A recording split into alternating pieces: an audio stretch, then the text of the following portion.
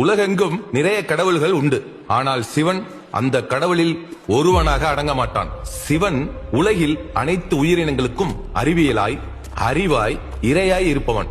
ஆகையால் தான் அவன் இறைவன். சிவனே சிறந்தவன். ஃபாதர் உங்களை கூப்பிடுறாரு, கொஞ்சம் வாங்க.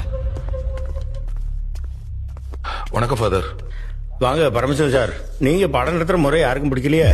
என்ன ஃபாதர் சொல்றீங்க? இது ஸ்கூலு. ஒன்னு காட்டுக்கத்தான் கத்தி அடுத்த கிளாஸ்ல உள்ளவங்களுக்கு கேட்கற மாதிரியா பாடம் நடத்தணும்? நான் ஒரு தமிழ் வாத்தியார்.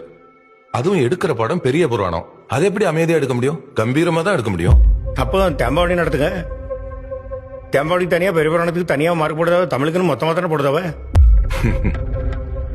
இப்ப புரியுது சார். என்னது? நான் பாடம் எடுக்கிறது உங்களுக்கு பிரச்சனை இல்ல, நான் எடுக்கிற பெரிய புராணம் தான் உங்களுக்கு பிரச்சனை. பரமசிவன் சார், இது கிறிஸ்தவ பள்ளிக்கூடம். நமக்கு சம்பளம் கொடுக்கறது கிறிஸ்தவிய. சார், எனக்கு கவர்மெண்ட் தான் சம்பளம் கொடுக்குது. எனக்கு மட்டும் இல்ல, உங்களுக்கு இங்க இருக்க எல்லாருக்கும் கவர்மெண்ட் தான் சம்பளம் கொடுக்குது. நீங்க இந்த அளவுக்கு பேசுறதுனாக்க நீங்க படிச்சிருக்கிற கல்வி தான் காரணம். அந்த கல்வியை நமக்கு கத்து கொடுத்தவங்க வெள்ளக்காரவே. அந்த வெள்ளக்காரவே இங்க வரலனாக்கா நீங்க பிச்சை தான் எடுத்துக்கிட்டு இருக்கணும். அந்த வெள்ளக்காரனே இங்க பிச்சை எடுக்க தான் வந்தான். அது மட்டும் இல்ல ஃபாதர், அவங்க அங்க ஆடுபாடு மேய்ச்ச காலத்திலேயே இங்க கல்வி அறிவு, அரசியல் அறிவு இருந்திருக்குன்னு ஜோசப் பெஸ்கி என்கிற வீரமா முனிவரே சொல்லியிருக்காரு.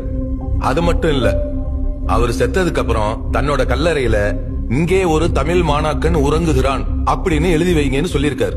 அப்படின்னா அந்த வீரமா முனிவருக்கு தமிழ் கத்து கொடுக்க ஒரு ஆசிரியர் இருந்திருப்பார்ல. என்னையெல்லாம் மாத்த முயற்சி பண்ணாதீங்க. வரேன் ஃபாதர்.